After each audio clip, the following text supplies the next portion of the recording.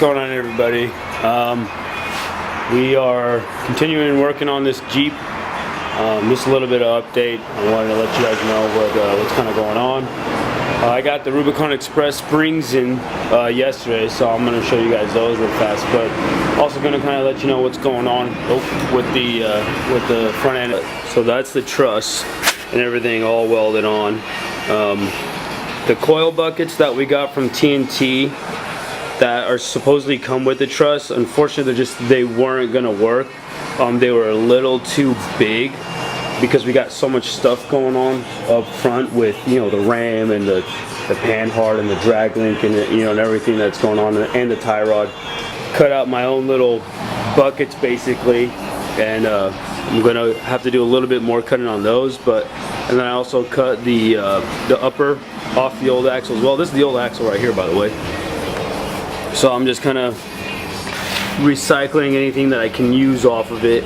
Probably going to use this off of it as well too. I'm going to cut that off because that's still good. So these, I don't know if I showed you guys these yet, but these are the new bump stops. They're called coil inserts. I'm pretty sure it's polyurethane suspensions. If you just put in polyurethane suspension, the website will pop up. But I just can't remember what it is. When we make a video and upload it, I'll put a link in like the description or something for that. I just can't think of it right now off the top of my head. But they're super cool. These should solve a lot of the problems we were having with bending these right here.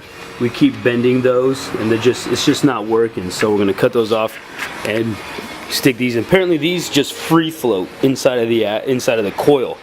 So you put these on, coil goes over them, and they just free float apparently. But I'm going to make something that, you know, with a piece of tubing that fits inside of that hole, and to hold them a little bit more steady. Just because this is a race application, so there's going to be a lot of bouncing, a lot of jumping, and I don't want them flying out or, you know, doing some crazy stuff. So here are the springs, Rubicon Express. These are actually for a Cherokee, not a Grand Cherokee. I got a buddy who's really into Jeeps, and basically kind of what he told us was that we wanted to go a little bit higher because, you know, we've been having problems hitting the track bar and our drag link on the oil pans, so we wanted to go with a little bit bigger of a lift spring for the front and the rear also. So what he said to do was you buy Cherokee 7.5-inch lift springs because they're designed for just the 4.0 engine, the straight 6, and the V8s on the Grand Cherokees are a little bit heavier. So basically what happens is you buy a 7-inch lift spring for a Cherokee, and they'll drop when you put them on the Grand Cherokees, and you'll end up getting about a 5-inch lift out of them, which is exactly what we need. And they'll be a little bit more softer of a spring, so you get a little bit more bounce, you know, which kind of gives you a little bit of a better ride. So the rears are for a ZJ, the fronts are for a Cherokee. So, and I got the part numbers right here, the Rubicon Express RE1358 for the fronts, the 7-inch springs, and then RE1345 for the rears. But yeah, so that's basically everything that's new, and hopefully I can get the knuckles and basically everything back together on the axle as well. And by the end of today, the axle will be underneath.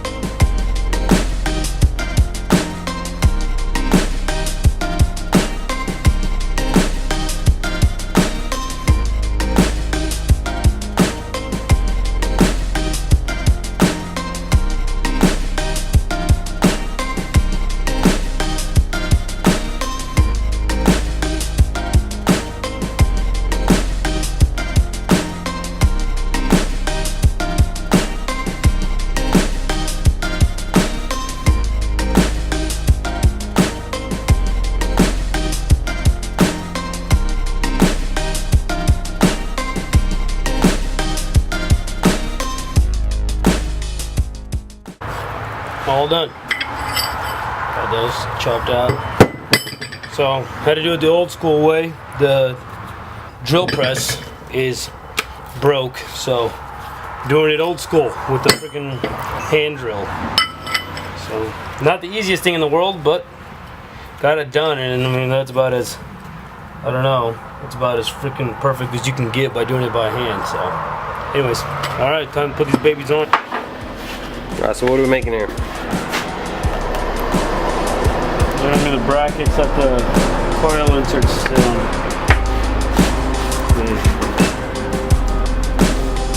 Ah. I'm gonna thread in, and then these go over it like that. You can sit on there like that. Nice.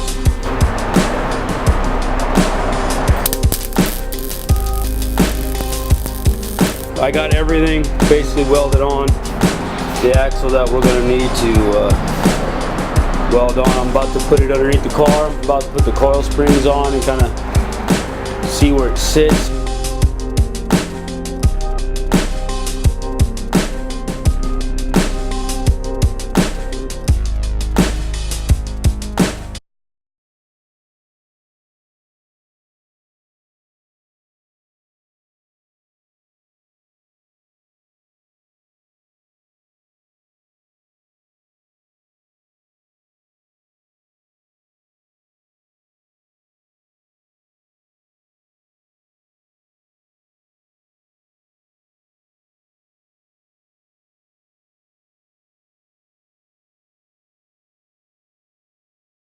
I finally got the axle underneath. That's all ready to go. So check it out. Kind of a few new things I did. You guys can see this panhard bar or track bar. This thing right here. So before it used to go straight down. Now we bent it up and then it goes down. So we have a lot more of a gap between the oil pan now than we used to when it sits at ride height. So now we can bottom out. And also these are the new bumps. So basically what we did is we put these coil inserts in, and then we made the bump stop that comes from the top. I had to redo it, make it straight. It sits right on the top of the coil insert, so they're touching. And kind of two things why we did it that way is because these coil inserts, when the spring collapses, they will drop like 4 inches, so they will squish down. But also at the same time, this kind of acts as like an anti-sway bar. We have no room to put a sway bar up here. We took the stock one out and we made this bracket that goes to the steering gearbox, and it runs all the way across to the other side. And those went where the stock sway bar bracket used to go. So the ram is bent. We can't use that for this next race coming up in Fallon. So I'm gonna take it out and get rid of it. We don't need it. It's just a straight desert race. We should have no problems denting the oil pan like we did last time. So Fox is rebuilding our, what are they called? The shocks for us. When they told us they were rebuilding them, we should have had them stiffen them up a little bit, do a little bit of a valve job and stiffen them up to kind of counter the softness of the coils. That's what we should have done, but oh well, we'll have our shock tuner Phil Licardi do it for us. Shock Jesus.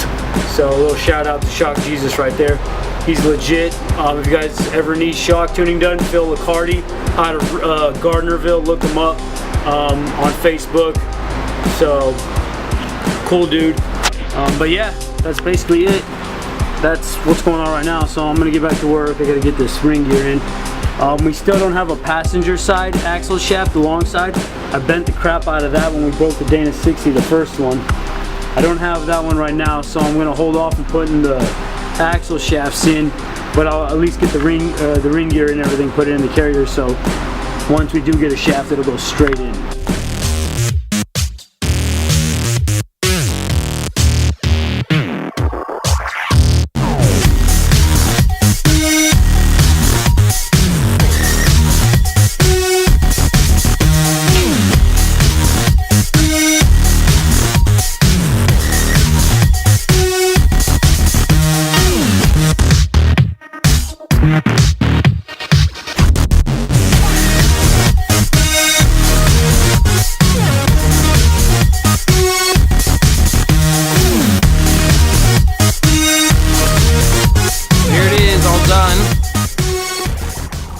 Springs are in, looking straight and nice. Bump stops.